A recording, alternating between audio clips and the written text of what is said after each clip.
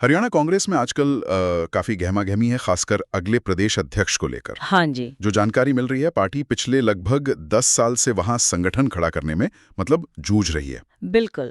और 2024 में जो विधानसभा चुनाव हुए, बीजेपी की तीसरी जीत हुई लगातार। उसके बाद से तो माहौल थोड़ा ठंडा ही पड़ गया लगता है। हाँ, और देखिए करीब 1 साल होने को आ गया है, लेकिन न तो विधानसभा में नेता प्रतिपक्ष का कोई चेहरा सामने आया है अब तक, न ही नए प्रदेश अध्यक्ष का ऐलान हुआ है। 1 साल काफी लंबा समय है। बहुत लंबा। और इसी बीच जो बात सामने आ रही है कि राहुल गांधी ने संगठन में ओबीसी नेताओं को मतलब अन्य पिछड़ा वर्ग को ज्यादा तरजीह देने की बात कही है। अच्छा। हाँ, तो इससे हरियाणा में समीकरण और भी दिलचस्प हो गए। अच्छा, तो ये ओबीसी वाला एंगल कैसे मतलब खेल बदल रहा है? क्योंकि सुनने में तो ये आया है कि हरियाणा कांग्रेस में एक तरह की परंपरा रही है काफी समय से दलित अध्यक्ष बनाने की। बिल्कुल सही। जानकारी यही बता रही है कि पार्टी अब शायद इस परंपरा से थोड़ा हटकर सोच रही है। हो सकता है कि वो जाट या फिर ओबीसी चेहरे पर दांव लगाए।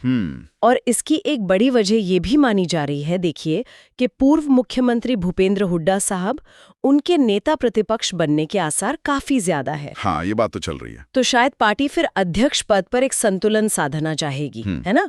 समझ गया। Balancing act. तो चलिए फिर देखते हैं कि मैदान में कौन कौन है।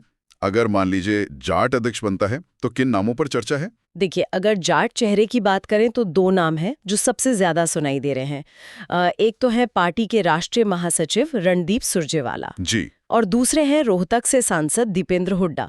दोनों ही मतलब कद्दावर नेता हैं, अपनी अपनी पकड़ रखते हैं। बिल्कुल। और अगर पार्टी, जैसा आपने कहा, ओबीसी कार्ड खेलती है तो फिर कौन से चेहरे सामने आ रहे हैं? हाँ, तो ओबीसी खेमे से भी 2 मुख्य दावेदार उभर रहे हैं और यहीं पर पार्टी की जो अंदरूनी गुटबाजी है वो भी थोड़ी साफ दिखती है। अच्छा। जैसे कुमारी शैलजा गुट की तरफ से पूर्व मंत्री रामकिशन गुर्जर का नाम लिया जा रहा है, तो वहीं भूपेंद्र हुड्डा गुट जो है वो राव दान सिंह को आगे बढ़ा रहा है। एक गुटबाजी तो खैर कांग्रेस के लिए कोई नई बात नहीं है, हमेशा से एक चुनौती रही है। लेकिन इन जाट और ओबीसी चेहरों के अलावा क्या कोई और भी है इस दौड़ में?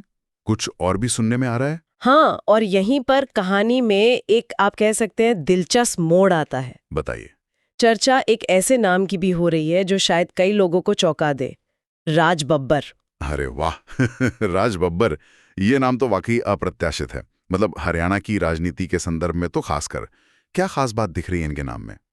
देखिए, जो विश्लेषण सामने आ रहा है उसके हिसाब से राज बब्बर कई पैमानों पर बिल्कुल फिट बैठते हैं। जैसे? सबसे पहली बात तो ये कि वो किसी स्थापित गुट की से मतलब सीधे तौर पर जुड़े हुए नहीं माने जाते, तो ये शायद गुटबाजी कम करने में मददगार हो सकता है। हाँ, ये एक प्लस पॉइंट हो सकता है। दूसरी बात, वो ओबीसी कोटे से आते हैं जो पार्टी की अभी की रणनीति से मेल खाता है। और जाने माने चेहरे तो हैं ही। बिल्कुल, लोकप्रिय चेहरा है, आजकल गुड़गांव में ही रह रहे हैं और उन्हें क्या कहते हैं, पंजाबी कोटे में भी गिना जा सकता है। अच्छा, कई सारे एंगल फिट हो रहे हैं। हाँ, और सबसे महत्वपूर्ण बात शायद ये है कि उनके नाम पर अलग अलग गुटों को शायद ज्यादा आपत्ति न हो, वो कई वर्गों में स्वीकार्य हो सकते हैं। और उनका राजनीतिक अनुभव वो भी जबरदस्त है।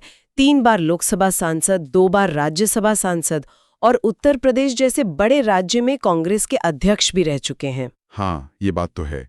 और अभी हाल ही में 2024 के लोकसभा चुनाव में गुड़गांव सीट से उन्होंने बीजेपी के जो दिग्गज नेता हैं राव इंद्रजीत सिंह, उनको काफी कड़ी टक्कर दी थी। भले ही वो जीत नहीं पाए, लेकिन टक्कर कांटे की थी। बिल्कुल सही। तो क्या ये प्रदर्शन भी उनके पक्ष में जा रहा है? निश्चित तौर पर उनका यह हालिया चुनावी प्रदर्शन, उनकी पृष्ठभूमि, उनका ओबीसी कनेक्शन और सबसे बढ़कर, जैसा हमने कहा, उनकी ये गुटनिरपेक्ष वाली छवि, ये सब मिलकर उन्हें एक ऐसा छुपा रुस्तम दावेदार बनाती है जिस पर शायद आलाकमान गंभीरता से सोच रहा हो। तो मतलब कुल मिलाकर देखें तो हरियाणा कांग्रेस अध्यक्ष की कुर्सी के लिए मुकाबला एक तरह से त्रिकोणीय हो गया है। स्थापित जाट नेता, गुटों से जुड़े ओबीसी चेहरे और फिर ये एक अप्रत्याशित, बाहरी लेकिन अनुभवी उम्मीदवार राज बब्बर। हाँ, बिल्कुल। और राज बब्बर की स्थिति वाकई में थोड़ी अनूठी है। उनकी लोकप्रियता, गुटों से उनकी कथित दूरी, हालिया प्रदर्शन और अलग अलग समीकरणों में फिट बैठने की क्षमता, ये सब उन्हें एक मजबूत और शायद, जैसा आपने कहा, चौंकाने वाला विकल्प बनाती हैं। तो ये देखना वाकई दिलचस्प होगा कि कांग्रेस हरियाणा में क्या करती है।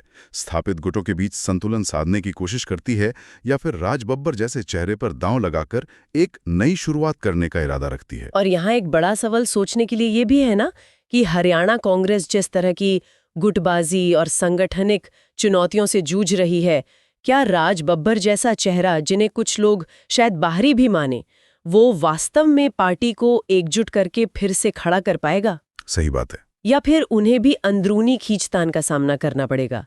ये वो पहलू है जिस पर आने वाले वक्त में सबकी नजरें रहेंगी।